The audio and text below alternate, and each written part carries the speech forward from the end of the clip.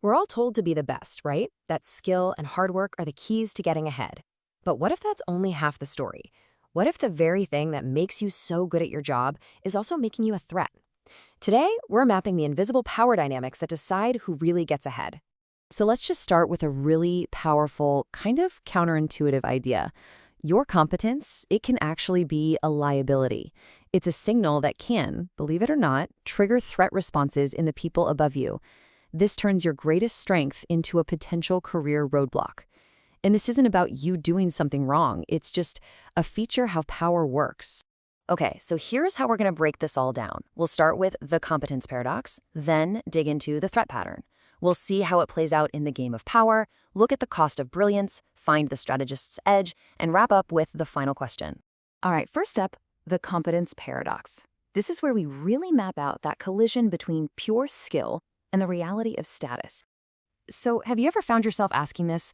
Why do highly capable people so often get blocked or sidelined while, less competent but predictable folks just keep on rising? This isn't some weird exception to the rule. It's a fundamental feature of how organizations actually work. And this really gets to the heart of the conflict. The common belief we're all sold is that meritocracy rewards skill. Simple, right? But the reality inside a hierarchy is often very different. The first rule of power is to preserve stability.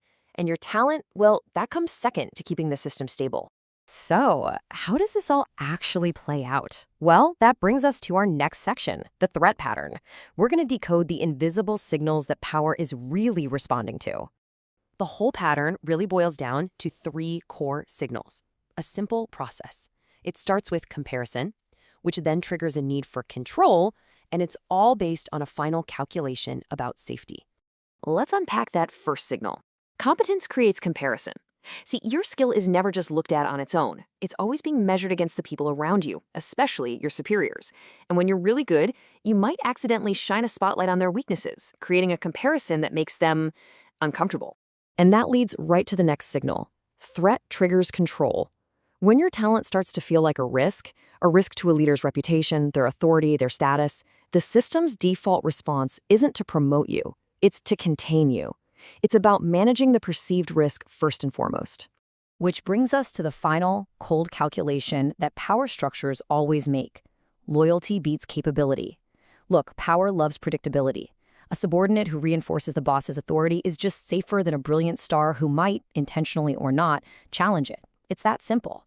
Okay, so we get the pattern, but let's talk about the game of power, what this stuff actually looks like in the real world day to day. I'm sure you've seen this person, the super talented deputy. They get all the public praise for their amazing results, but somehow they're never in the room for the really important meetings. That's a classic containment strategy. Praise is cheap, access is power. Or what about the brilliant innovator? Their game-changing ideas get swallowed up and called a team effort, but it's the reliable, less threatening manager who ends up with the promotion. This is a perfect example of predictability being rewarded over pure disruptive talent. And sometimes it's even more subtle. You see the high performer whose projects just keep getting smaller. Their scope is quietly narrowed.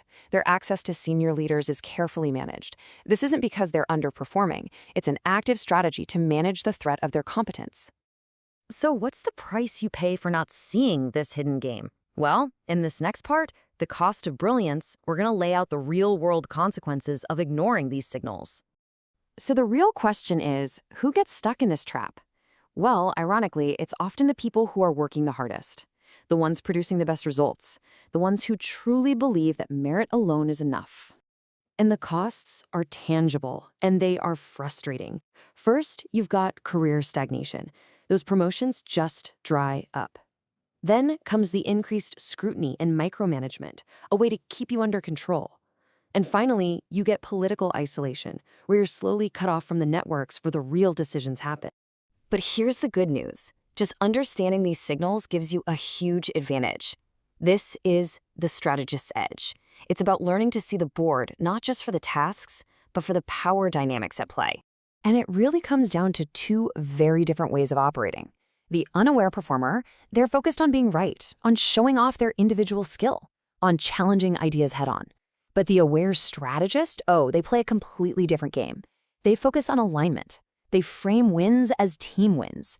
And crucially, They actively manage their boss's status, making sure their competence makes their boss look good, not threatened. All right, this isn't just a thought experiment. We're going to end with the final question, because this is all about applying this map to your own territory, your own career. So take a second and be really honest with yourself. Look around at your world, at the people you work with. Who feels threatened by your competence? And now let's go one level deeper. Think about the system you're in. Follow the incentives. Who actually benefits from keeping you contained right where you are? And that leads us to the final, and maybe the most important question of all. When you look at the signals, the projects you get, the meetings you're invited to, the feedback you receive, are you truly being rewarded for your brilliance? Or are you simply being managed?